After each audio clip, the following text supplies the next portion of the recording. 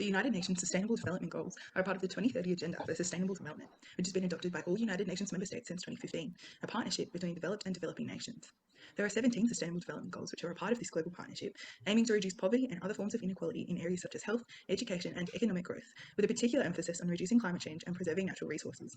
The 2030 Agenda describes this as peace and prosperity for people and the planet. The third Sustainable Development Goal focuses on good health and well-being for all, regardless of age. We've chosen target 3.4.1, which talks about reducing the mortality of non-communicable diseases by a third, such as diabetes, chronic respiratory disease, and cardiovascular diseases, and aiming to complete this by the year 2030.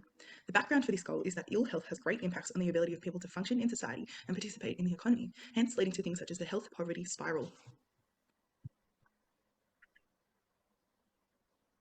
Individuals are becoming more educated on health-related behaviours with a large focus on tobacco use, diet, physical activity and alcohol. However, more focus is needed specifically on the social determinants of health in order to improve cardiovascular disease outcomes. Increasing community-level interventions can enhance health promotion strategies, as CBD has shown to have detrimental effects on community health. The journal publication Reducing the Global Burden of Cardiovascular Disease notes having walkable destinations, including recreational facilities, bike and walking trails, increases the likelihood of physical activity. More studies reflect this notion. Socialisation is a major factor in improving the quality of life for all. Individuals with poor social relationships, as well as those experiencing loneliness or living alone, are at a greater risk of developing CVD. Improvement can be made by implementing more physical activity charity-run events to improve opportunity and autonomy for individuals to get involved in socialising while supporting one another and a greater cause, and simultaneously enjoying the benefits of physical activity. Research has also shown in individuals of similar age and physique, choosing to exercise is more likely to result in higher quality nutrition decisions. Improving health is a multifaceted pathway, and helping individuals understand the social benefits of health has proven to increase the likelihood of physical activity and overall well-being. In summary, more research needs to be done on the impacts of loneliness and isolation on the risk of developing CVD. First of all, what is diabetes?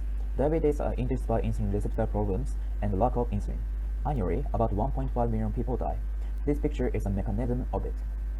It may also make infections such as HIV and tuberculosis worse than normal. In this way, diabetes may increase the risk of death compared to the non-diabetic people.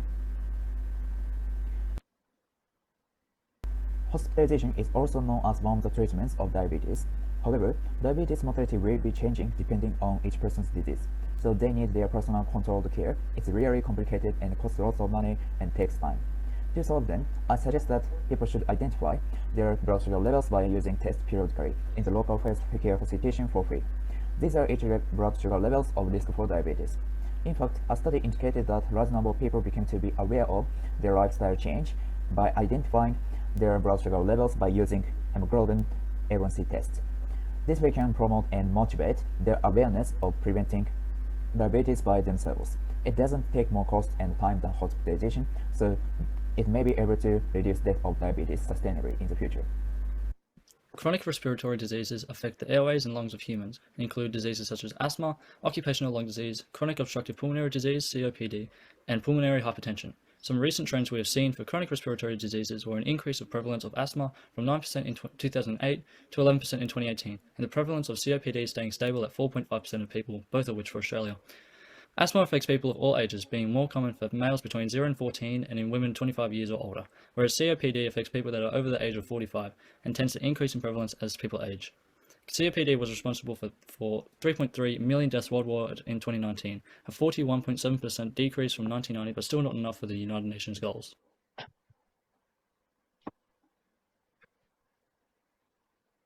A campaign that is aiming to improve this case is the Lung Foundation Australia's Clean Air Initiative, a partnership with researchers and experts that aim to clean air by installing machines that mechanically clear the air of sulfur and nitrogen dioxide, which are the main gases that cause chronic respiratory diseases. Based on the research previously explained within this presentation, the suggestions for meeting the UN SDG goal for target 3.4.1 are as follows. For cardiovascular disease, more social physical activities and more walkable community areas have both been shown to reduce mortality. For diabetes, high and freely encouraged HbA1c testing for all would reduce mortality further, as lifestyle awareness has been shown to reduce mortality. Change of lifestyle and prevention over hospitalization and treatment would also further reduce mortality. For chronic respiratory disease, reduction of fossil fuels to reduce air pollution and testing for amounts of pollutants to ensure they reach international standards could also be used as a measure to reduce mortality.